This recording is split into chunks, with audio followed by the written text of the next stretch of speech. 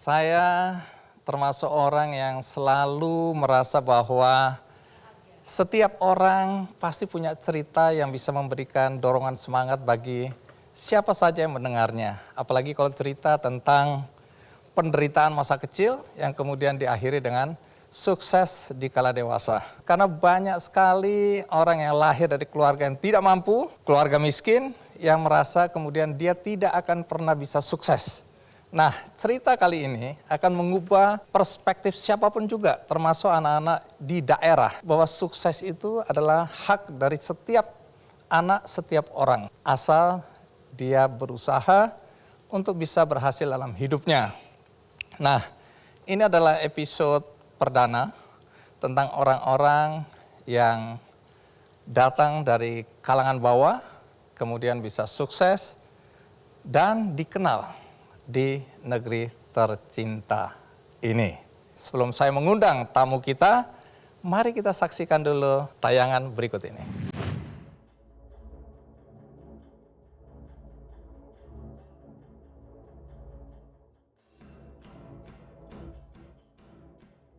Tuah ayam boleh dilihat, tuah manusia siapa yang tahu.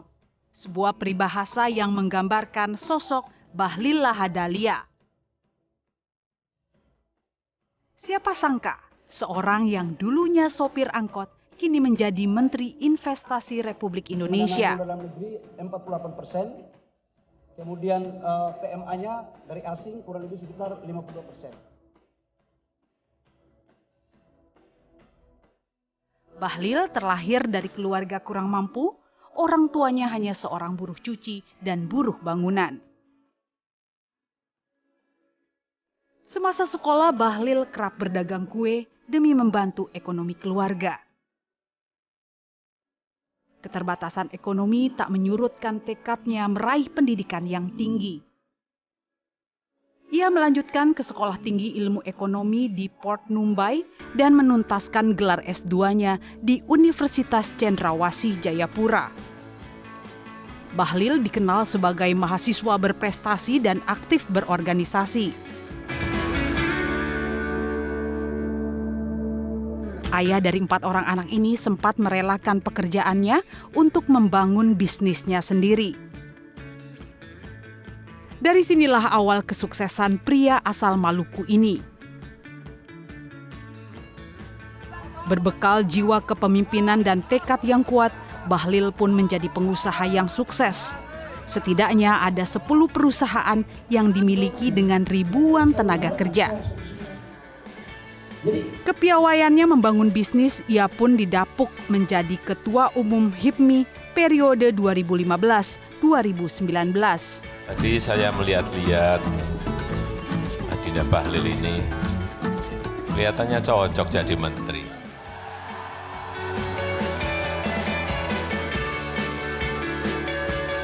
Karirnya semakin moncer, Bahlil dipilih Presiden Joko Widodo menjadi Kepala BKPM. Kemudian dilantik menjadi Menteri Investasi Republik Indonesia. Dengan tangan dinginnya, Bahlil membuat kebijakan dan peluang investasi bagi investor dari dalam maupun luar negeri guna meningkatkan investasi di Indonesia.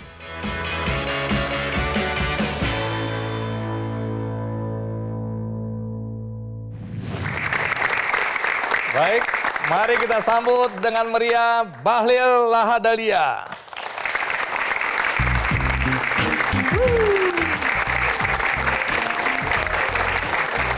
Gimana kabar?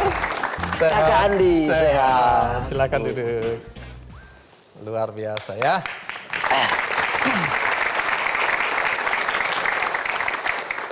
Tunggu dulu, ini nama yang susah diingat. Kalau yang diplesetin gampang diingat. Bahlil kalau diganti aja langsung kita tahu. Tapi nama Bahlil apalagi ada Lahadalia, ini artinya apa sebenarnya? Ada arti atau tidak? Kata almarhum ayah saya itu nama baik bagi petarung untuk pemimpin. Kata ayah saya. Jadi sebenarnya Anda ini lahir di mana? Saya lahir di Banda, Maluku Tengah. Ya. Kemudian Saya karena ayah saya itu turunannya dari Fak-Fak.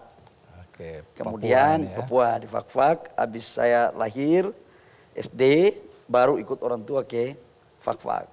Jadi saya di Banda itu sama nenek. Oke. Nenek Jadi di waktu sana. kecil sudah ditinggal orang tua. Iya. Sampai umur bapak- berapa? Sejak SD. Jadi Anda ini berapa bersaudara sebenarnya? Kami 9. Hah? 9 bersaudara. 9. 9 bersaudara. Jadi 9, 1 meninggal, 8 hidup. Saya anak kedua. Anak kedua. Nah, banyak orang cerita bahwa hidup Anda, masa kecil Anda itu terlalu panjang kemiskinan yang Anda alami, rasakan. Tapi kalau boleh tahu, orang tua dulu pekerjaannya apa ya? Ibu saya itu sebenarnya kerja di kebun. Kemudian jadi pembantu di rumah orang. Jadi cuci pakaian di rumah orang, pembantu. Ayah saya itu buruh bangunan. Kerjanya gajinya 7.500 per hari. Masa panjang pekik itu luar biasa sekali. Saya sejak SD udah tahu cari duit, Bang Andi. Karena harus bayar buku, itu harus cari duit. Jadi jual kelapa, pikul kayu bakar. Kemudian SMP, saya jualan kue. Mak saya bikin kue, subuh-subuh. Habis sholat subuh mak saya. Kemudian bikin kue, dan kue itu saya jual di teman-teman sekolah saya. Itu tidak malu itu ya? Waktu itu antara malu dan tidak malu sebuah keterpaksaan. Daripada mati, jadi harus lakukan. Kemudian SMP kelas 2, saya udah jadi kondektur angkot. Di Fak-Fak, di terminal. Jadi saya ini udah rasakan hidup di terminal. SMEA sopir angkot. Jadi saya itu di terminal pun pangkat saya berjenjang, Bang Andi. Jadi kondektur angkot dulu, baru jadi supir angkot. Oke, dari junior ke senior. Senior. Jadi dinamika kehidupan itu saya lalui sebenarnya, Bang Andi, itu bukan hal yang saya suka. Tapi kalau saya tidak melakukan itu, saya nggak bisa sekolah. Saya nggak bisa bantu ayah ibu saya. Gitu. Karena ini anak nomor 2 ini ya? Saya Jadi nomor 2. Tanggung jawabnya berat. Kalau ini. ditanya tidak malu, kita kan kalau SMP kelas 3 SMA kan sudah pasti tahu-tahu barang bagus lah, Bang Andi kan. Udah malu-malu juga, tapi mau gimana lagi, Bang Andi? Iya. Malu atau mati? Malu atau mati, tetap survive. Kemudian dari situ baru berangkat kuliah di Jayapura. Berangkat kuliah pun dari Fak-Fak ke Jayapura kan Bang Andi kan tahu, kita naik perintis 2 minggu baru tiba di Jayapura. Karena singgah di kecamatan-kecamatan kan, kapal itu muatnya ayam-ayam, kambing-kambing, ya kan, sayur-sayur. Untung aja cuma 2 minggu, kalau lebih dari 2 minggu saya tahu bahasa kambing juga dalam kapal. Karena bergabung kita, bergabung, baru tiba di Jayapura. Tunggu dulu, sebelum ke Jayapura dulu. Dengan kondisi seperti itu, sedikit kasih gambaran bagaimana orang tua harus mencari uang untuk menyekolahkan anak-anak ini. Saya itu bersyukur ya, Iya. dari ajaran kedua orang tua saya. Dan saya bersyukur saya dilahirkan dari kandungan ibu saya yang hidupnya keterbatasan. Kenapa bersyukur? Karena begini, ada sebuah pelajaran yang berharga yang diajarkan oleh ayah ibu saya. Kerja keras, bertanggung jawab, mensyukuri dan gak boleh ngeluh terhadap apapun masalah yang kita hadapi. Kami ber8 orang yang hidup, itu semuanya dikasih kuliah. Sampai selesai? Semuanya S2, S1, sampai selesai. Atas kemampuan orang tua? Dorongan orang tua, jadi kami dituntut untuk harus cari duit. Oke. Berjuang, tapi harus mencapai pendidikan karena kata mak sama ibu setinggi-tinggi. saya itu, kata ayah sama ibu saya, cukup kami yang gak sekolah, makanya kalian lihat hidup kalian begini. Kalau mau rubah nasib, harus sekolah. Jadi, apa aja serampangan dikerjain sama ayah ibu saya. Dan kami juga melakukan begitu. Saya pernah jualan ikan di pasar, pernah jual kelontongan, jual sayur. Jadi semua apa aja kita lakukan, dan kami adik kakak melakukan itu dengan ikhlas aja. Apa betul sepatu sampai bolong-bolong masih harus dipakai? Benar. Sepatu saya itu waktu SMP, kami ganti-gantian malah sama adik saya. Oh, jadi ini Jadi kalau warisan saya sekolah turun-temurun. pagi, saya harus pulang cepat pas siang-siang untuk ganti sepatu supaya adik saya pakai. Sepatu itu sampai bocor di ininya, udah bocor. Jadi itu pun kita isi pakai kertas dulu agar bisa tetap survive. Dan sepatu hitam itu bisa berganti warnanya menjadi hitam putih. Kenapa bisa begitu? Ya karena udah luntur. Oh, jadi kalau terlambat pulang ada yang marah itu ya? Ada yang marah. Sesulit itu hidup waktu kecil. Jangankan itu Bang Andi, rumah kami itu kan cuman daunnya atap rumbia itu Bang Andi. Iya. Kemudian dindingnya itu cuman hasil cincangan dari bambu. Dan kami itu cuma kamar satu untuk ayah ibu kami. Yang lain anak-anak? Yang lain kami tidur di ya kayak parkiran mobil lah begitu kira-kira. Ya itu hidup. Tapi ayah ibu saya nggak pernah mengajarin kami untuk minta-minta di orang. Kami punya keluarga di Fak-Fak yang saya pikir cukup mampu karena mereka ada pegawai negeri, ada sebagian yang pengusaha. Secara ekonomi mereka mampu. Tapi kami tidak pernah diajarin oleh ayah ibu kami untuk harus mengharapkan atau menggantungkan hidup kami sehari-hari kepada mereka. Tapi kami melakukan itu dengan survive. Bayangkan hari itu Bang Andi, kalau saya dilahirkan dari keluarga yang mungkin mampu, ajaran-ajaran ini saya tidak bisa dapatkan. Dan mungkin belum tentu saya bisa jadi menteri seperti sekarang. Jadi saya bangga kepada ayah dan ibu saya.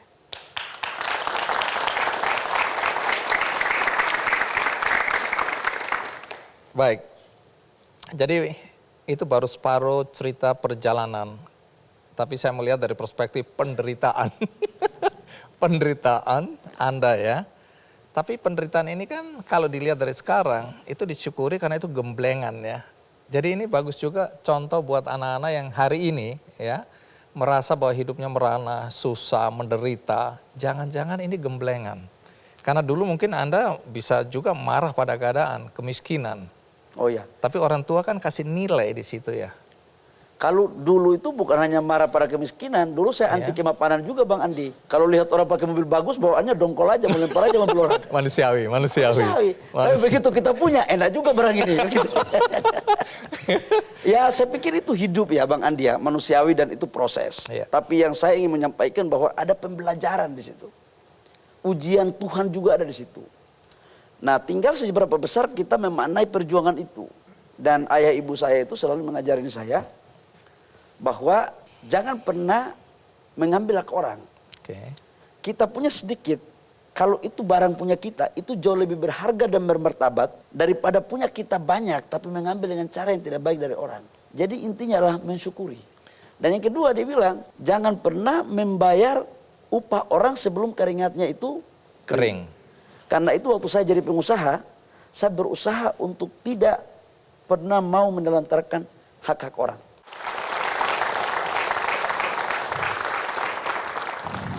Saya sempat bilang mama saya sama bapak saya, besok saya mau berangkat.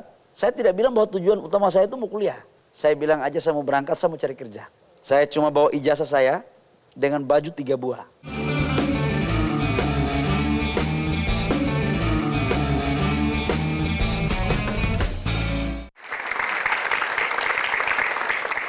Ya, ini sebelum ke Jayapura ya. Ini kita masih di kampung dulu ya.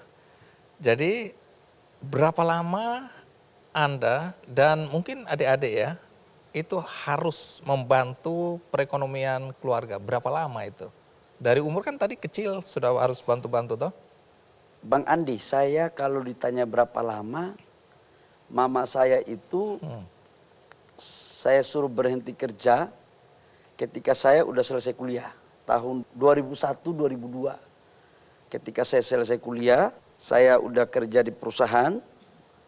Kemudian saya pikir pendapatan saya sudah bagus. Dan saya meminta kepada mama saya untuk jangan lagi kerja seperti semula.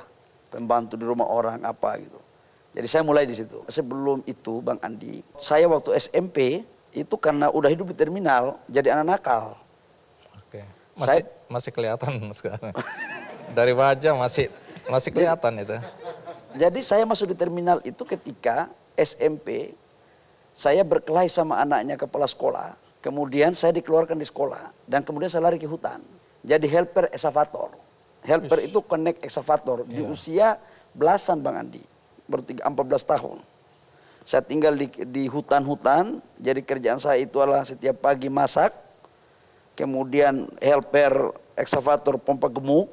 Iya. Jadi kalau pada saat isi minyak, saya naik di bekonya itu dengan satu drum minyak solar, kemudian diselang turun. Kemudian saya putus sekolah.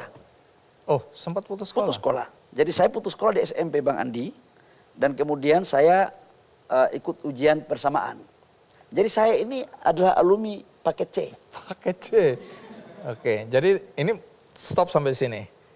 Banyak anak-anak sampai hari ini masih merasa rendah diri, masih merasa hidupnya ini tidak berarti karena ternyata dia tidak sekolah formal tapi dia ikut paket-paket seperti ini. Itu salah itu ya? Salah. Jadi ada yang paket C bisa jadi menteri juga? Paket C, sekolah itu tidak menjamin kualitas seseorang. Oke. Yang menjamin kualitas seorang itulah orang itu sendiri. Sekolah itu cuma instrumen sarana aja, Bang Andi. Saya ikut paket C, tapi les terus Bang Andi. Les, saya tamat SMP, waktu di zaman Orde Baru kan paket C nggak bisa tamat masuk SMA. Iya. Jadi waktu itu saya tinggal dengan Dandim kebetulan, Dandim Fakfak, orang Jawa, namanya almarhum Pak Heri Sudewo. Habis saya ikut paket C, saya tinggal di rumahnya, saya disekolahin. Nggak ada sekolah, satu sekolah itu nggak ada yang terima saya. SMA nggak terima, SMA negeri, SMA yang lain pun tidak terima. Karena Dandim yang bawa saya, datang ke SMEA. SMEA pun SMEA Yapis. Oke. Sekolah Menengah Ekonomi Atas. Atas. Kemudian waktu itu sebenarnya saya juga ditolak. Tapi dibuat syarat, oke, ini anak bisa masuk SMEA kalau dia lolos masuk 5 besar. Jadi ujian sebenarnya sudah tolak. Preman terminal disuruh sekolah pasti dianggap ini otaknya Bikin nggak rusuh nyampe-nyampe, saja ya ini. kan? Iya. Tapi waktu kan kepala sekolah mau tolak Dandim kan Wis. zaman Orde Baru bisa-bisa dapat Iya, tangkap wis. ini kan, kira-kira. Akhirnya? Nah, kemudian saya tes. Saya belajar, saya tes. Alhamdulillah yang diterima di sekolah itu tidak lebih dari 200, yang tes sekitar 400. Dan saya bukan masuk 5 besar lagi. Saya masuk 4 besar. Wih. Padahal minta maaf ya, minta maaf. Dari wajah sih kurang meyakinkan. Tapi ya sudah lah namanya ya. Ini otak kan nggak dicerminkan dari perwajahan ya. Bukan berarti saya bilang Anda jelek ya, tidak. Ya kita beda-beda tipis lah Bang Andi. Kita dua ini kan sama anak Papua Bang Andi, beda-beda tipis. Iya. Nah, oke. Jadi dari situ masuklah SMEA ya. SMEA, setelah di SMEA, saya ketua OSIS. Oh, hebat. Sekolah, saya kebetulan tamat dengan ranking 1 di angkatan saya. Wih. Dan kemudian, saya itu sambil sopir angkot. Beberapa 1 minggu itu saya lihat teman-teman saya berangkat kuliah. Oh, ada yang ini ke setelah Jawa. lulus semua orang keluar dari Fakfak. Fakfak. Ada yang berangkat ke Jawa, ada yang berangkat ke Makassar, ada yang berangkat ke Jayapura. Terus gimana? Satu ketika saya antar teman saya Hah. ke airport, itu adalah tahap akhir dari teman-teman saya udah berangkat. Jadi sambil saya bawa angkot, saya lihat saya duduk makan sambil menatap di Fakfak itu ada pelabuhannya kan menghadap ke bawah itu kan pantai langsung itu Bang Andi, laut kan, sambil makan ikan bakar, ada warung di pinggir jalan. Oke, terus? Menatap laut. Saya bilang, saya ini mau jadi apa ini? Oke, sedih Apakah lah saya itu. harus mau jadi anak terminal terus? Apakah saya harus jadi ketua RT di terminal? Atau Saking gimana? seniornya. Ya. Sementara yang berangkat ini nilainya di bawah saya semua. Terus? Tapi karena mereka punya orang tua mampu, ya apa boleh buat. Di situ saya mulai merenung Bang Andi. Saya sempat nangis juga di situ. Jadi ternyata laki-laki muka seram itu tidak mesti selamanya hatinya juga seram. Ada Hello Kitty-nya juga. Penonton, saya nggak ngomong apa-apa loh ya. Ya, saksi ya, saya nggak ngomong apa-apa loh ya. Jadi itu saya merenung Bang Andi. Saya akan jadi apa kalau begini? Kemudian saya cek kapal, besok ada kapal perintis yang masuk. Kapal perintis ini yang kapal muat barang-barang itu Bang Andi. Saya pulang ke rumah, saya sempat bilang mama saya sama bapak saya, besok saya mau berangkat. Saya tidak bilang bahwa tujuan utama saya itu mau kuliah. Saya bilang aja saya mau berangkat, saya mau cari kerja. Saya cuma bawa ijazah saya dengan baju 3 buah. Uang? Uang hasil bawa angkot saya itu 600.000. 600 atau 800, saya sudah lupa. Oke. Tahunnya sekitar itu Bang Andi. Kemudian kata almarhum ayah saya tanya, mau kemana kamu? Saya bilang, Bapak saya mau ke Jayapura, Bapak tolong doa aja. Doakan saya aja. Kalau saya tujuannya mau kerja, tapi kalau ada kesempatan saya mau sekolah, saya sekolah. Tapi ini wallahu alam. Tapi mohon doanya aja. Kemudian besoknya saya berangkat. Naik perintis tadi, Naik kapal perintis perintis. tadi. Sampai di Jayapura, nggak ada lagi kampus yang buka. Tunggu, ada kerabat di sana? Tidak ada, Bang Oh. Andi. Terus? Saya ke sana cuma niatnya satu aja, mau ke asrama mahasiswa Fakfak. Karena kalau sampai di asrama mahasiswa pasti banyak senior-senior saya di sekolah yang juga kuliah di Jayapura, yang tinggalnya di asrama. Oke. Jadi asrama mahasiswa Fakfak itulah tempat pelarian bagi anak Fakfak di Jayapura. Turun, kemudian saya langsung ke asrama. Sampai di asrama saya tanyain teman-teman, kampus apa lagi yang buka, sudah tidak ada. Oh, terlambat. Bahkan sebagian sudah ospek. Oke, Uncian ini udah terlambat. tutup. Perguruan tinggi swasta pun udah tutup. Yang ada tinggal satu sekolah, Apa itu? yang namanya Setia Port Numbai ini. Coba ulang. Setia Port Numbai. Sekolah Tinggi Ilmu Ekonomi. Ekonomi. Nah, Port Numbai. Port Mumbai. Waktu itu pun saya sudah tidak diterima. Karena orang semua sudah ospek. Tapi saya ingat ada satu dosen yang namanya Pak Munawir Lububun. Wish. Dia, waktu saya temui dia, saya ceritakan kondisi saya terlambat karena persoalan perintis. Akhirnya dia yang bawa saya ketuanya, kayak rektornya begitu. Untuk dia memberikan jaminan agar saya diberikan dispensasi untuk... Padahal ini enggak kenal tadi. Tidak kenal. Dia cuma kasihan lihat perwajahan ya. Dia lihat karena mungkin waktu itu rambut saya gondrong, keriting betul. Jangan terlalu spesifik ngomong rambut. Karena Bang Andi juga kalau ada rambut pasti akan begitu kali ya. Oke, jadi dia lihat, dia kasihan. Dia kesian. Jadi tidak ada hubungan saudara, Tidak kenal, ada. tidak. Oh, baru pertama kali di Jayapura Bang Andi. Oke, terus? Turun, kemudian saya turun pagi, dia suruh saya sore balik. Tapi karena dia bilang saya sore balik, saya tidak balik ke asrama lagi. Jadi saya cuma main-main di sekitar kampus itu aja. Sore saya datang, dia bawa saya ketua penerimaan mahasiswa baru. Kemudian dibuat ada dispensasi tapi jaminannya dia. Oke. Tapi saya harus membuat pernyataan bahwa saya harus kuliah harus sekolah baik-baik. Ini kalau lihat penderitaannya panjang ini ya. Ya, saya selalu mengatakan teman-teman begini. Saya itu hidup dari 0 tahun sampai 26 tahun. Hidup saya itu setengah manusia. Wish, maksudnya Karena apa? penderitaan. Kemiskinan terus gitu. Capek saya lihat itu. 26 tahun ke sini baru alhamdulillah jadi manusia seutuhnya lah. Oke. Banyak anak-anak Papua itu naik kapal gratis. Jadi sembunyi-sembunyi di Skoci, sembunyi di macam-macam lah tempat. Anda ini termasuk itu atau bukan? Bagian daripada itu. Oh, bagian daripada itu.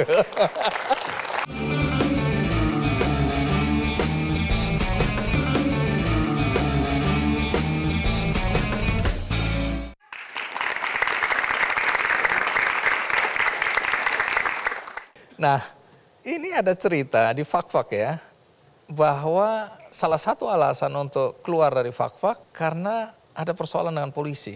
Apa yang terjadi? Ada dua, kalau masalah saya dan polisi itu ada dua. Wish, Satu itu waktu saya memukul anaknya kepala sekolah. Astaga. SMP. Kemudian motor kepala sekolah saya masukkan di got. Kemudian saya dilapor, dikejar. Itulah kemudian saya lari ke tengah hutan itu. Saya jadi helper excavator itu. Oh, jadi ada persoalan waktu itu Persoalan. ya? Saya Terus? tinggal 6 bulan Bang Andi. Astaga. Di hutan. Itulah kemudian saya gagal sekolah SMP. Oh, jadi alasan kenapa nggak melanjutkan gara-gara ini? Gara-gara itu. Oke, ini jangan dicontoh ya anak-anak Jangan siapapun dicontoh, yang jangan mendengar dicontoh. Kemudian saya 6 bulan itu pulang agar saya tidak dikejar sama polisi lagi. Saya tinggal sama Dandim, Fak-Fak. Terus? Kemudian kalau waktu berangkat kuliah, itu terjadi di samping memang harus pingin kuliah, terjadi kenakalan anak terminal. Oke. Pulang, tamatan SMA sama SMEA ini, berkelahi, udah benturan sama polisi di kampung. Kita dikejar. Jadi di samping memang karena saya harus pingin kuliah, sekaligus melarikan diri cepat kalau tidak ditangkap sama polisi. Itulah kemudian saya naik perintis, Bang Andi. Oke, Tapi kalau ditanya apa alasannya, saya nggak mau cerita, nanti jelek itu Bang Andi. Saya nggak mau cerita. Iya, iya. Oke, itu sebabnya kemudian lari ke Jayapura. Jayapura. Oke, terus kemudian lanjut tadi ya.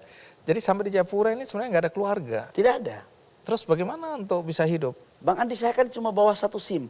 Jadi pertama begitu saya tiba di Jayapura, tempat yang saya harus dekatkan diri adalah terminal. Oh, anak terminal ya? Anak terminal. Jadi di terminal saya narik angkot, jadi kondektur angkot, sekalipun belum tahu jalan, seref yang penting bisa makan. Tunggu dulu, ini berarti belum melanjutkan sekolahnya atau sambil sekolah? Itu saya sambil sekolah Bang Andi. Oh, uang sekolah bagaimana ini uang sekolah? Saya punya uang itu dari tiba di sekolah itu uang saya tinggal 400.000. Saya bayar 300.000 cicil. Oke. Saya masih ingat waktu itu pendaftaran saya harus bayar itu 650.000. Oh, jadi kurang itu sebenarnya. Kurang. Saya bayar 300.000, 100.000-nya saya pegang jangan sampai saya beli apa begitu. Sampai sekolah sampai cari duit. Berapa lama itu? Sampai semester 3. Jadi ini tamat sekolah nih? Alhamdulillah tamat dengan 6 tahun lebih. Oh, 6 tahun lebih? Saya S1 hampir 7 tahun. Kenapa? Karena saya jadi aktivis. Oh, Jadi waktu saya kuliah saya semester 4 udah sekretaris senat. Begitu sekretaris senat saya bilang selamat tinggal penderitaan. Wih, kenapa begitu? Karena sudah banyak mainan yang kita bisa mainkan. Cuh. Sudah banyak kenalan, udah bisa membuat kegiatan. Kalau buat kegiatan kan habis itu ada uang sisanya Bang Andi. Iya. Udah kenal sama pejabat, kemudian saya semester 6 jadi ketua senat, semester 7. Habis itu saya jadi aktivis di HMI dan bergaul sama teman-teman senior-senior di GMKI. Oke. Jadi dari situ banyak kenalan saya. Jadi saya itu kuliah punya 3 konsep. Apa itu? Sukses kuliah, sukses organisasi, sukses kerja.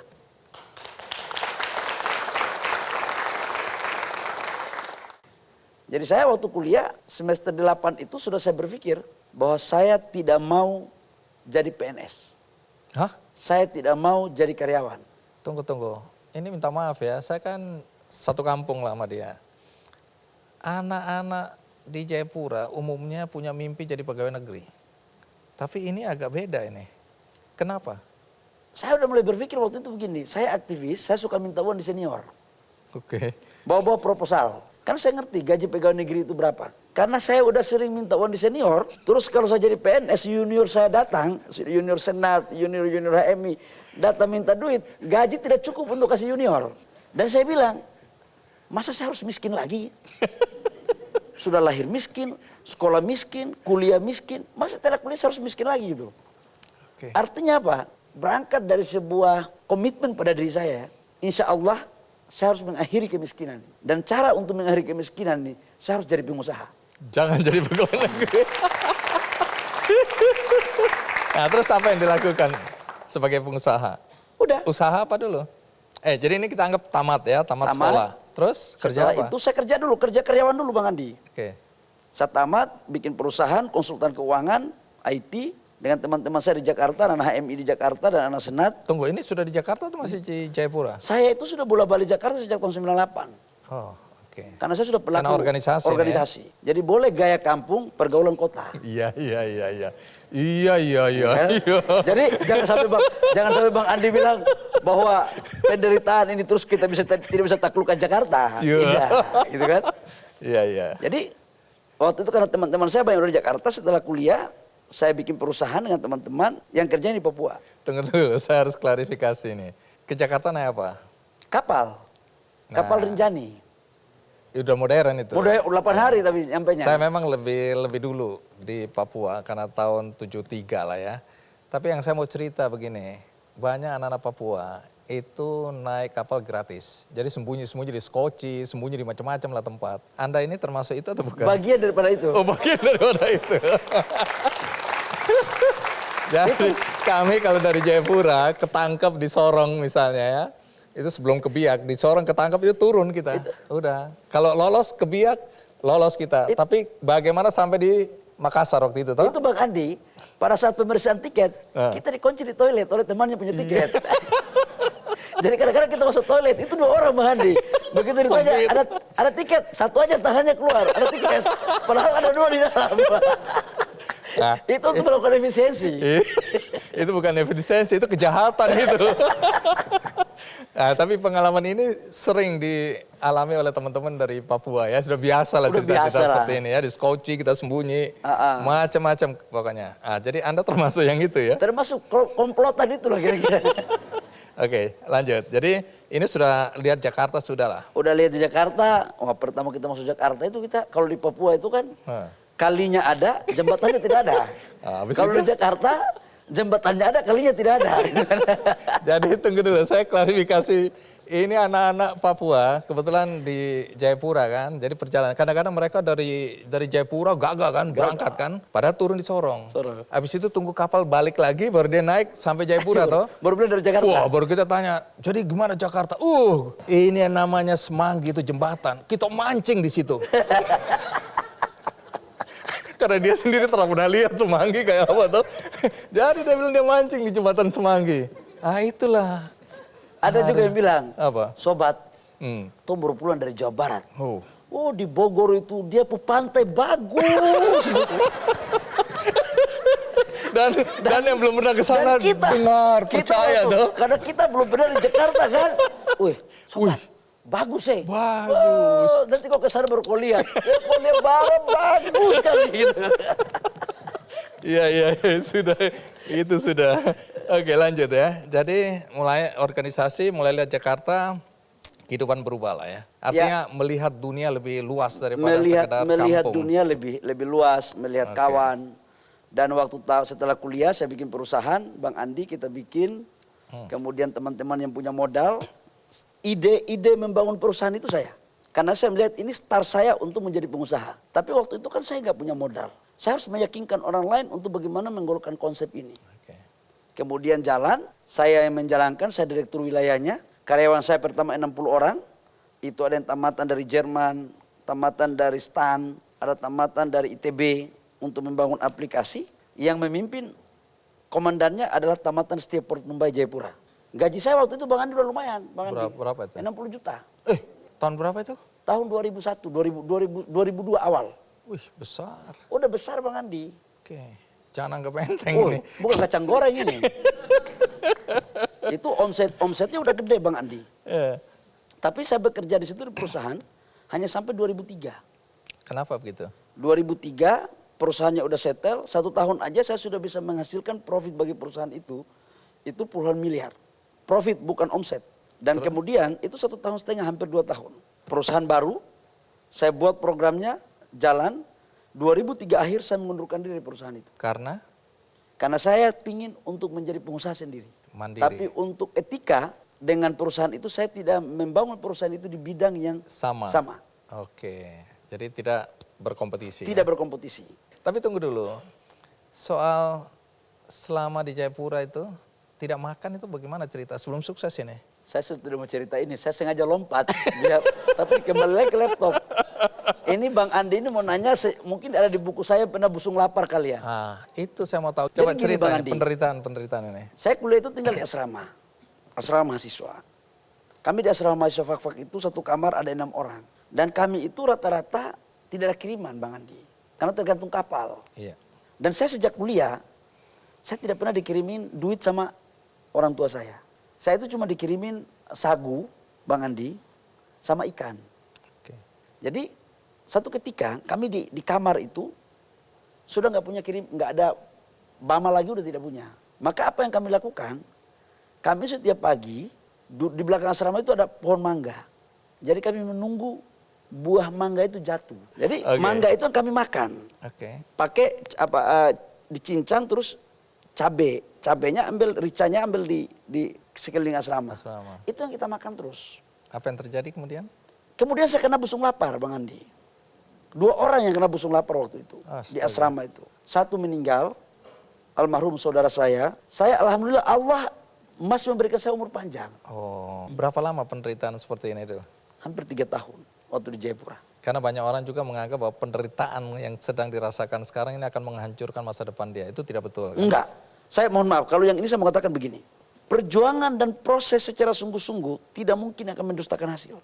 Jadi kalau siapa yang mau sukses, itu dia harus melakukan secara total. Waktu itu kan pilihannya, kalau saya nggak mau setengah mati, balik aja ke Fak-Fak Bang Andi. Masih bisa hidup. Masih bisa hidup, saya punya SIM, Iya. bisa bawa mobil.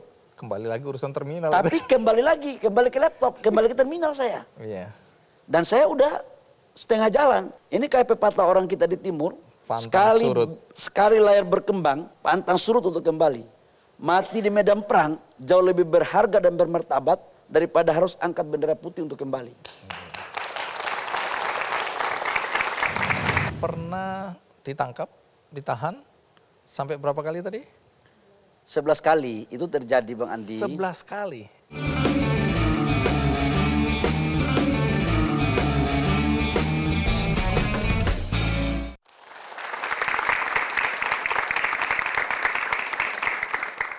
Nah, tunggu dulu.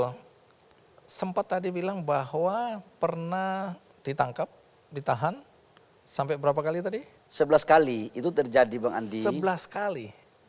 Waktu saya masih aktivis, ketua BEM kebetulan tahun 98 itu kan reformasi 97-98. Dan Papua itu kan puncak-puncaknya sampai dengan 99-2000. Persoalan dinamika politik lokal Bang Andi. Ini di Jayapura ya? Di Jayapura. Oke, terus? Di Jayapura. Kalau di Jakarta habis demo lari. Tapi kalau di Papua kita lari ditangkap di asrama. Jadi kita mau lari kemana kalau di Jayapura? Kalau di Jakarta habis demo kita masih Hilang, lari-lari, bisa. hilang. Kalau di cari kita susah. Kalau di Papua habis demo kita lari. Semua orang tahu di mana Semua orang larinya. tahu sampai mau jago sampai di mana. Mereka tungguin kita di asrama. Oke, terus? Jadi beberapa kali saya pimpin aksi, kemudian waktu itu reformasi ataupun politik lokal. Dan saya sempat ditahan beberapa kali Bang Andi. 11 kali, tapi tidak lama-lama Bang Andi. Oke. 2 hari, 1 hari, 3 hari. Ya tergantung kelakuan Bang Andi. Tapi ini urusan demo kan bukan urusan kejahatan kan? Bukan. Saya insya Allah saya tidak pernah ditahan dengan urusan-urusan kejahatan kriminal yang merugikan orang lain. Cuma persoalan memimpin aksi. Dan kalau Bang Andi tanya tentang usaha, saya memulai usaha dari Jayapura Bang Andi. Dari Jayapura ya. Setelah saya berhenti dari perusahaan saya karyawan itu Bang Andi, Iya, saya membuat perusahaan bangun usaha sendiri. Terus hasilnya?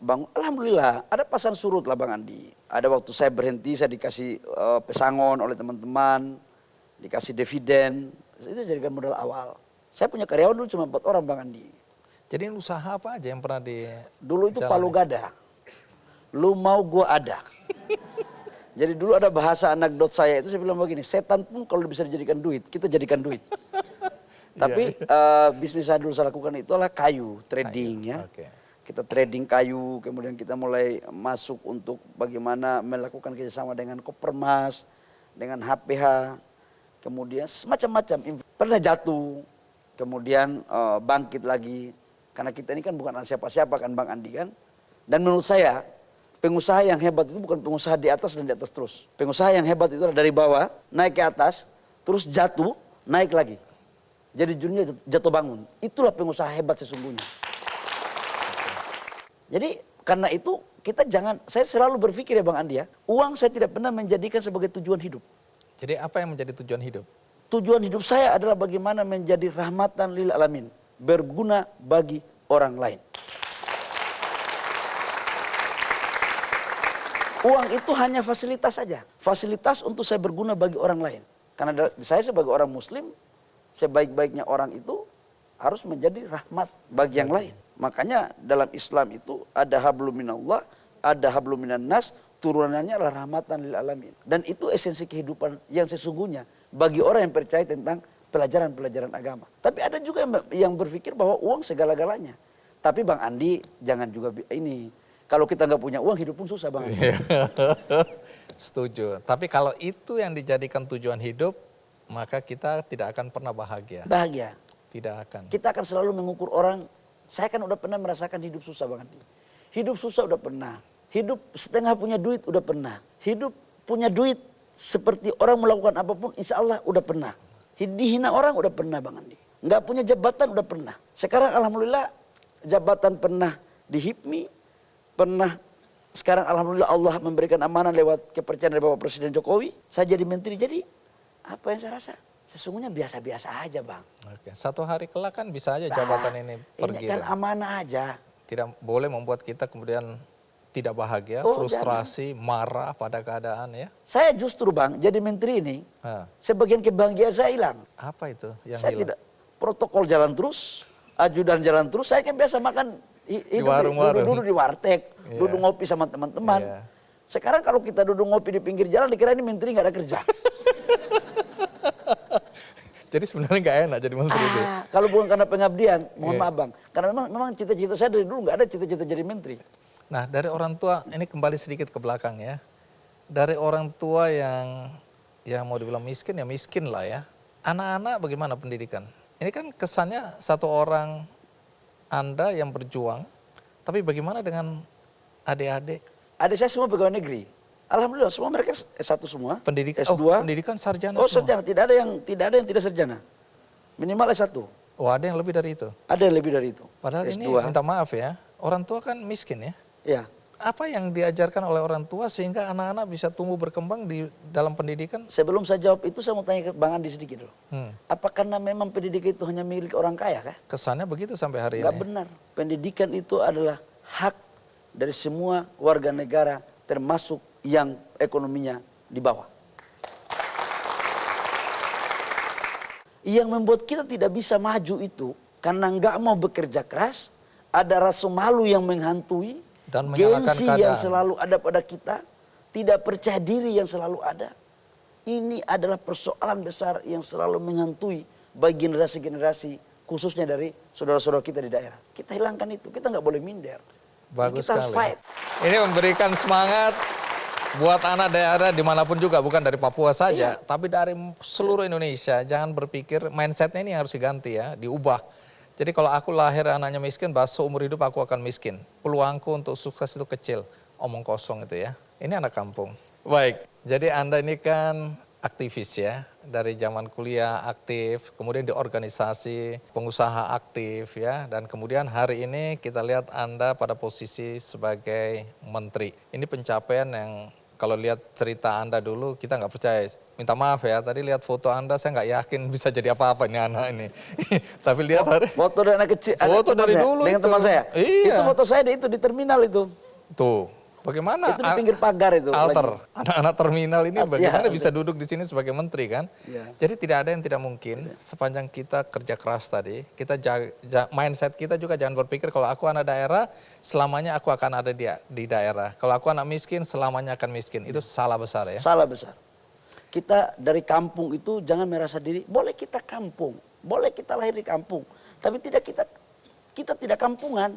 Saya sering mengatakan kepada teman-teman, bos, saya betul orang kampung, tapi saya tidak kampungan. Saya bukan anak kota, tapi selera saya melebihi dari kamu anak kota ini.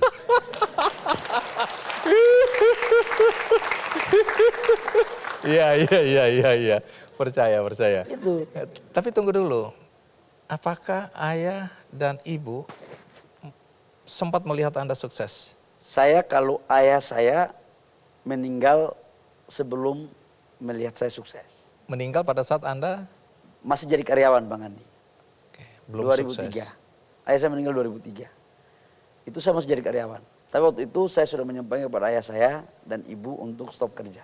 Biar adik-adik semua saya yang Tanggung. tanggung. Kalau ibu saya alhamdulillah sekarang masih ada, masih sehat. Sampai hari ini? Sampai hari ini. Jadi dilihat anaknya jadi menteri? Iya, waktu Anak saya yang- dilantik pun datang. Nakal itu bisa. Tunggu. Saya ingin tahu apa komentar orang tua ketika ngelihat anaknya jadi menteri? Bangga lah kali ya. Oke. Bangga, dan waktu saya dilantik, pertama yang saya hubungi itu adalah mama saya. Reaksi dia apa? Malah dia tanya, jangan kau tipu-tipu mama, betul gak? Jadi orang tua nggak percaya. Ini anak kejahatan Mak ini. saya sama saya itu kan suka bergurau, saya bergurau sekali Jadi sama dia mama saya. ngeliatin anaknya bercanda Iya. ini. Karena mama saya itu ekspektasi anaknya udah selesai. Oke, dia anggap udah hebat. Udah ini. hebat, udah jadi ketua umum HIPMI Iya. pusat. Jadi ekspektasi hidup saya itu Bang Andi Melampaui. sudah melampaui. Jadi saya jadi menteri ini bonus Bang Andi. Nggak pernah bermimpi Bang Andi. Jadi ini antara ada dan tiada pun sudah. Serahkan neting tulus. Oke. Tapi kalau ekspektasi saya waktu itulah jadi pengusaha. Jadi ketua umum HIPMI itu ekspektasi saya. Dan sudah. Dan sudah tersampaikan. Iya. Sudah. Artinya sebenarnya udah anggap ada puncak dari mimpi itu ya. Iya. Tapi ternyata Tuhan kasih Tuhan, lebih. makanya kita jalankan sekarang untuk urus orang, urus rakyat. Oke. Urusan kita pribadi udah selesai. Saya lah ya? tidak menganggap jabatan menteri itu jabatan gagah-gagahan bagi saya. Oke. Ini tanggung jawab. Ini tanggung jawab moral. Saya tahu ini ada amanah yang lebih besar yang Allah berikan lewat Bapak Presiden Jokowi untuk kami membantu dalam rangka mengurus rakyat, mengurus lapangan pekerjaan, membantu orang susah lewat kebijakan dan kewenangan yang ada pada undang-undang dan regulasi yang ada di kementerian kami. Urusan duniawi udah selesai lah ya. Insya Allah lah Bang Andi. Ayah saya itu sakit pun dia kerja. Karena dia ingin mewujudkan tanggung jawabnya untuk menafkahi anak-anaknya. Tanpa dia harus menaruh tangannya di bawah untuk meminta kepada saudara-saudaranya.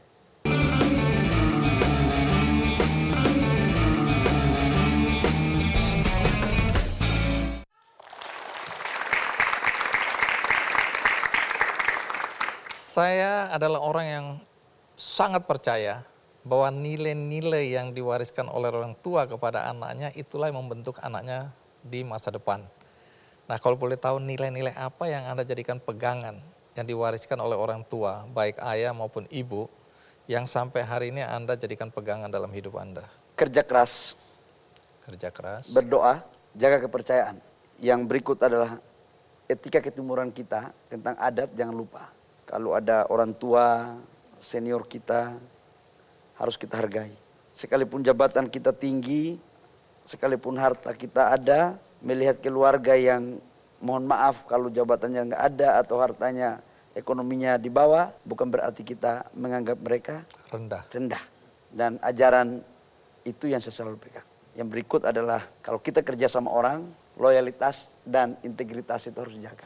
Itu terus. Jadi Bang Andi, kalau saya ditanya tentang panutan siapa sih yang dijadikan panutan dalam proses hidup saya, Iya. saya selalu mengatakan bahwa panutan saya adalah ayah saya dan ibu saya. Apa persisnya?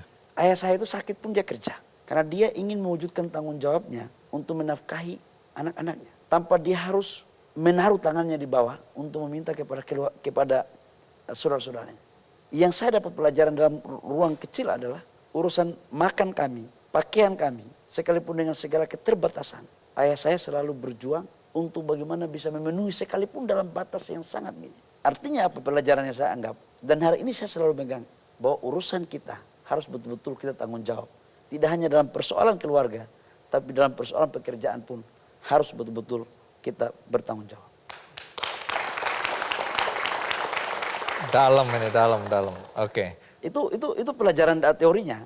Mungkin sangat simpel sekali. Tapi menurut saya itu bermakna. Makanya kalau di rumah saya itu Bang Andi, di ruang kerja saya di belakang, Iya. saya selalu taruh wajah ayah saya dan wajah ibu saya yang tidak dipoles, natural. Artinya bahwa menunjukkan- mereka berdua aja yang mohon maaf pendidikannya begitu dan sekolahnya di kampung bisa mengantarkan anak-anaknya seperti ini. Apalagi kita yang sudah dikasih sekolah terus tanggung jawab kita atau daya juang kita lemah dari mereka, itu kan berarti kita nggak lebih baik dari mereka. Itu mungkin pelajaran yang saya. Anda menikah di usia berapa? 27 ya. 26 menjelang 27. Oke. Nah, sekarang anak berapa? 4. Tunggu dulu, sekarang kan nilai-nilai berubah ya. Mungkin Anda dengan pengalaman hidup yang sulit ya, di terminal hidupnya lebih banyak, dengan penderitaan yang panjang, pernah tanda kutip busung lapar ya. Kalau itu diceritakan kepada anak-anak sekarang, mungkin mereka nggak paham. Itu urusan masa lalu. Mereka ingin hari ini mereka memulai usaha atau kegiatan apapun juga, besok bangun pagi udah sukses. Nah, bagaimana Anda menjelaskan soal proses kepada generasi muda bahwa tidak ada yang instan dalam kehidupan. Anda saat ini berada di sini sebagai menteri, itu bukan berarti semuanya lancar begitu saja, tapi penuh dengan onak dan duri. Nah, bagaimana soal proses ini? Banyak orang tidak mau melaluinya. Bagaimana untuk generasi muda? Saya kebetulan pernah jadi ketua umum HIPMI pusat. Saya buat HIPMI Go to Campus. Saya masuk di kampus-kampus untuk membuat apa yang saya namakan adalah bagaimana melakukan transformasi pemikiran bagi anak-anak kita. Agar jangan mau instan, ada proses. Dan saya masuk kasih kuliah umum di kampus-kampus itu untuk menjelaskan kepada mereka. Bahwa kalau kalian mau sukses di dunia usaha, pengusaha di Indonesia ini kan cuma 2 Bang Andi. Apa itu? Satu by nasab, satu by nasib. Bedanya apa itu? Kalau by nasab itu adalah pengusaha yang menjalankan usaha turunan kedua, ketiga. Artinya dari lahir sudah kaya.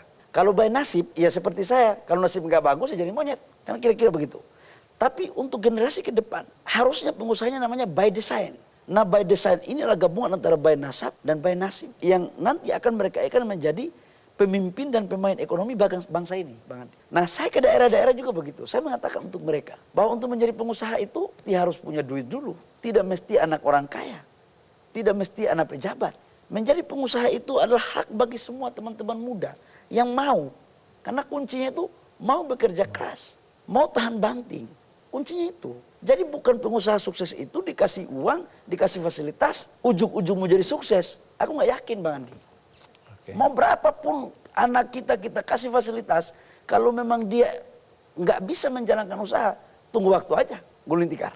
Jadi proses ini penting ya. Proses itu penting. Nah, kalau dilihat anak-anak daerah ya, dengan sekolah yang mungkin kualitasnya terbatas. Karena kita tahu di daerah dengan fasilitas yang kadang-kadang di bawah standar ya. Nah, anak-anak daerah sering merasa bahwa masa depan mereka tidak akan bisa lebih baik, cerah, karena mereka sekolah di sekolah yang relatif kualitasnya, fasilitasnya itu sangat terbatas. Bagaimana Anda meyakinkan kepada anak-anak muda dimanapun, terutama di daerah-daerah yang tidak punya fasilitas cukup ya dalam pendidikan, bahwa itu semua nggak benar. Anda salah satu, dengan semua fasilitas yang bahkan, minta maaf, sekolah yang harusnya Anda masuki itu sudah tutup semua, yang ada sisanya cuma ini, tapi faktanya kan Anda bisa sukses. Nah, bagaimana dengan anak-anak daerah yang sampai hari ini masih merasa aku anak daerah, sekolahku nggak punya fasilitas memadai dan seterusnya, sehingga mereka merasa tidak akan pernah sukses dalam hidup. Kalau saya sih simpel aja Bang Andi ya.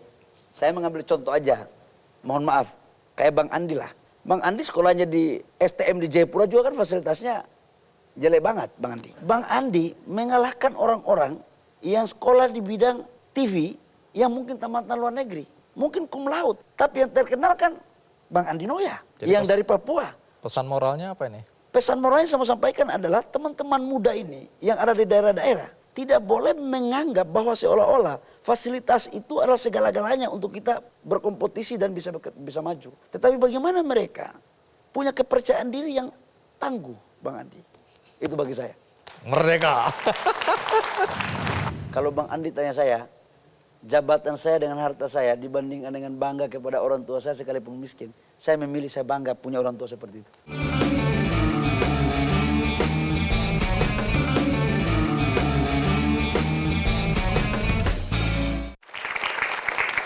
Oke, sedikit kasih gambaran aja. Tugas Anda sebagai menteri ini kan nggak gampang ya.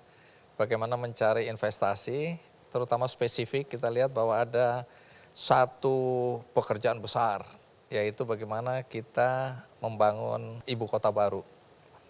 Ini kan investasi nggak mudah, ya. Bagaimana menarik perhatian investor untuk masuk. Kemarin saya dengerin pidato Presiden Jokowi, menarik sekali ya. Mimpi dia yang besar, yang luar biasa tentang IKN. Nah ini saya membayangkan kerja Anda kan berat ini. Ya kerja semua menteri lah, semua orang berat. Tapi bagaimana Anda meyakinkan bahwa investasi akan masuk untuk IKN? Kasih gambaran supaya kita juga merasa tahu apa yang akan terjadi di masa depan kita. Bang Andi, sebelum saya masuk ke persoalan IKN, saya akan bicara dulu tentang investasi dan bagaimana saya masuk di pemerintah untuk mengurus investasi. Ya. Waktu saya masuk jadi di BKPM Bang Andi. BKPM dulu nih. Ya, banyak orang underestimate untuk saya. Saya termasuk jujur aja. Ya minta maaf nih. Minta maaf. Enggak apa-apa Bang Andi. Iya. Bahkan ada yang menghina saya. Oh itu saya bukan itu. Kata mereka gini, ngerti apa ini Bahlil orang kampung datang ngurus investasi. Udah gitu ngurus luar negeri pula. Sekolahnya sekolah di Jayapura pula. Iya anak kampung ini. Anak kampung. Tapi saya jujur, saya suka dengan underestimate dan hinaan itu. Oke. Saya sedikit pun saya tidak marah. Apalagi kan orang tahu keterbatasan saya. Tidak pernah sekolah di luar negeri, jaringan luar negeri. Iya. Nggak sebaik mereka yang pernah sekolah di luar negeri. Kira-kira begitu. Tapi Bang Andi saya jadikan itu sebagai motivasi. Cemohan, hinaan, saya harus jawab dan saya tunaikan dengan prestasi. Maka apa yang saya lakukan Bang Andi? Investasi kita di 2021, di era Covid Bang Andi, RPJM itu 856 triliun. Bahwa Presiden memerintahkan harus 900 triliun. Dua kali Maka alhamdulillah kita mampu menyelesaikan realisasi investasi kita 901 triliun rupiah. 100%. 100%. Bahwa Presiden juga perintahkan kepada kami Bang Andi, membangun Indonesia dalam aspek investasi tidak boleh membangun hanya Jawa sentris. Harus membangun Indonesia sentris. Artinya dari Aceh sampai Papua. Sejak Indonesia merdeka sampai kuartal ketiga 2020, investasi di Pulau Jawa lebih besar ketimbang di luar Pulau Jawa. Bahwa Presiden waktu itu perintahkan kepada saya, Bapak Presiden Jokowi, Mas Bahlil, gimana caranya investasinya harus berkualitas, inklusif, dan investasi di luar Pulau Jawa harus lebih besar. Saya terjemahkan, saya buat rumusannya, dan alhamdulillah Bang Andi, sekarang investasi kita di luar Pulau Jawa sudah mencapai 52 bahkan 53% dan di Jawa 47%. Jadi di luar Jawa Pemerataan ya. Pemerataan. Tunggu dulu. Ini ada pertanyaan sebenarnya dalam kepala saya yang mengganggu, yang belum selesai. Dulu Presiden Jokowi milih Anda karena apa ya? Saya waktu Anda dipilih saya bilang kenapa dia ya? Apa hebatnya orang ini? Minta maaf ini ya, minta maaf. Jangankan Bang Andi yang bingung. Saya aja bingung kenapa saya dipilih. Jadi jawabannya apa dong? Bingung sama-sama. Ya sudah kalau gitu. Tapi menurut Anda kira-kira kenapa Pak Saya Jokowi? Bang Andi, saya awalnya juga nggak percaya diri. Begitu Saya ditunjuk. jujur aja, karena ini Bang Andi nanya, saya jujur aja Bang Andi. Saya tuh pikir, saya dimintai bukan di sini. Karena ini bukan spesifikasi saya. Oke, terus? Tapi Bapak Presiden, saya bilang, Pak, non sewu Pak, mohon maaf Pak, kalau yang urusan di luar negeri ini saya nggak punya pengalaman Pak. Ada yang lebih pantas dan layak untuk mengurus investasi yang urusannya dengan luar negeri Pak. Terus? Menurut saya Pak, saya kurang pantas dan kurang layak. Saya fair Bang Andi. Terus? Reaksi Presiden? Kata Bapak Presiden apa dia bilang? Mas Bahlil, ngurus investasi ini bukan urusan bahasa Inggris, bukan urusan luar negeri, tapi bagaimana menabrak hambatan-hambatan yang ada di domestik. Investasi sudah masuk depan pintu, tapi masuk di rumah nggak bisa. Itulah tugas kamu menyelesaikan semuanya. Dan saya tunaikan itu, saya babat semuanya itu. Dan kemudian investasi Hasilnya kita naik bisa seperti sekarang. 100% lebih. Nah itu investasi di Indonesia Bang Andi. Iya. Kemudian antara PMA PMDN itu berimbang Bang Andi. Di saat dunia foreign direct investmentnya turun 30%. PMA-nya. PMA-nya. Kita turunnya tidak lebih dari 7%. Kenapa itu? Karena kita memakai strategi ada 708 triliun investasi mangkrak peninggalan periode yang lalu yang saya selesaikan. Ini dalam bahasa saya itu mengurus investasi ini tidak cukup dengan pandai retorika dan atau hafal undang-undang. Karena selain ego sektoral kementerian, selain undang-undang tumpang tindih, ada hantu berdasi dan hantu tidak berdasi di daerah, di lapangan. Nggak enak ini. Dia nggak pakai dasi, saya pakai dasi. Anda waktu ngomong hantu jangan ke sini dong. Jadi, Oke, paham. paham kan Bang Andi kan? Paham. Dan Bang Andi, Iya. yang bisa menyelesaikan hantu-hantu ini Nah. hanya 2 orang atau 2 ciri. Apa itu? Satu pernah jadi hantu atau dia bersahabat sama hantu. Iya. Nah kita kan pernah masuk dalam kandang itu Bang Andi. Paham. Nah saya selesaikan Bang Andi. Oke. Nah di 2022 investasi kita Bang Andi, Bapak Presiden targetkan 1.200 triliun. Alhamdulillah sampai dengan semester pertama sudah mencapai 584,6 triliun. Wow. 48,7%. Yang saya janji sama Bang Andi, mohon doanya, insya Allah saya akan tunaikan itu di akhir tahun 2022 bisa mencapai 1.200 triliun. Tunggu. Kenapa begitu optimistis? Karena saya mengurus investasi tidak hanya pada promosi. Investasi itu kan ada 5 rangkaian Bang Andi. Yang pertama adalah kita promosi, kita yakinkan orang untuk melakukan investasi di Indonesia. Yang kedua itu adalah bagaimana kita mengawal perizinannya. Sampai eksekusi agar tidak dimain-mainin. Yang ketiga itu adalah kita kawal kalau memang dia harus ada urusan di bank, financial closing-nya. Yang berikutnya adalah kita kawal ketika dia membangun konstruksinya Bang Andi. Yang keempat, yang kelimanya adalah kita kawal sampai dia berproduksi. Karena investasi itu multiplier efeknya ke negara bisa didapatkan kalau dia sudah berproduksi. Jangan di tengah jalan kita kasih tinggal Bang Andi. Iya. Nanti hantu-hantu itu datang ganggu mereka terus. Karena kita kawal dengan baik, komunikasi kita dengan investor itu bagus. Maka dapat kita melihat rencana mereka secara detail, terukur, dan dapat dipertanggungjawabkan secara periodik. Nah inilah kemudian yang meyakinkan saya bahwa insya Allah dengan data tersebut investasi kita bisa terrealisasi sebesar 1.200 triliun untuk mencapai target pertumbuhan ekonomi di atas 5%. 5%. Ini membesarkan hati ya, karena apapun juga banyak orang sudah mulai khawatir dengan resesi dunia yang akan terjadi tahun depan. Kalau pertumbuhan ekonomi kita di akhir 2022, saya masih yakin di atas 5%. Inflasi kita akan terjaga di 6%.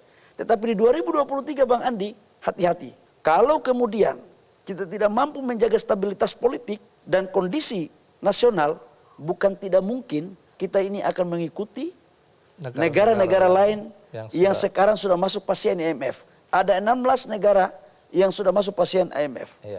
Ada 28 negara yang antri menjadi menunggu. pasien IMF. Yang ironinya lagi Bang Andi, yang menjadi pasien dan yang antri tidak semuanya besar. adalah negara-negara berkembang. Berpotensi di luar negara berkembang. Apa negaranya? Saya pikir Bang Andi udah mengerti maksud saya. Iya. Nah untuk IKN Bang Andi, kami sudah punya payment plan yang akan masuk. calon-calon investor yang akan masuk. 20% dari total 560 triliun atau kurang lebih 600 triliun dengan kenaikan dolar dan bahan baku, taruhlah kurang lebih 600. 20% itu diberi APBN sebagai infrastruktur awal. Dan itu pembangunannya kan tidak 5 tahun Bang Andi. Itu bisa 10, bisa 20 tahun. Nah untuk tahap awal investornya udah ada. Kami udah pastikan Bang Andi. Dan kebetulan bahwa Presiden memberikan penugasan kepada Kementerian Investasi bekerja sama dengan otorita IKN dalam rangka bagaimana mendorong percepatan investasi tersebut. Saya yakinkan ke Bang Andi, mudah-mudahan Indonesia tidak ada gejolak politik apa-apa. Hati-hati, kenapa? Karena Inggris terjadi ketidakstabilan karena pergantian kepemimpinan terus. Ini hati-hati. Ya, jangka waktunya cuma 40 hari. Jangka waktunya, jadi setiap pergantian kepemimpinan itu menimbulkan yang tidak pasti. Amerika, pertumbuhan ekonominya di bawah Indonesia dan inflasinya hampir 10%, terjadi karena 2 hal. Yang pertama adalah terlambat mengendalikan pandemi, yang kedua juga terjadi peralihan kepemimpinan. Dan itu disampaikan oleh para praktisi ekonom Amerika. Artinya apa yang saya sampaikan kepada kita semua? Ada secercah harapan menuju 2023. Lampu itu ada untuk kebaikan Indonesia.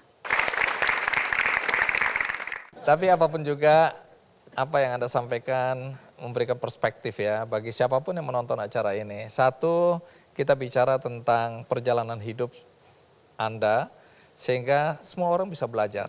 Jadi banyak orang yang menganggap bahwa karena dia lahir miskin, seumur hidup dia akan miskin. Jadi hari ini tidak betul itu ya. Ada yang bilang lahir karena pendidikannya rendah, seumur hidup pun dia tidak akan bisa sukses dalam hidup. Itu pun sebenarnya tidak. Tapi perjuangan Anda dan orang tua yang membuat Anda dan saudara-saudara bisa sekolah, itu yang kita harapkan terjadi pada semua lini masyarakat ya. Dan pembelajaran terakhir tentu juga adalah secara fisik. Banyak orang juga menganggap bahwa kalau kita fisiknya tidak lengkap, tidak sempurna, kemudian masa depan kita juga gelap. Tidak juga.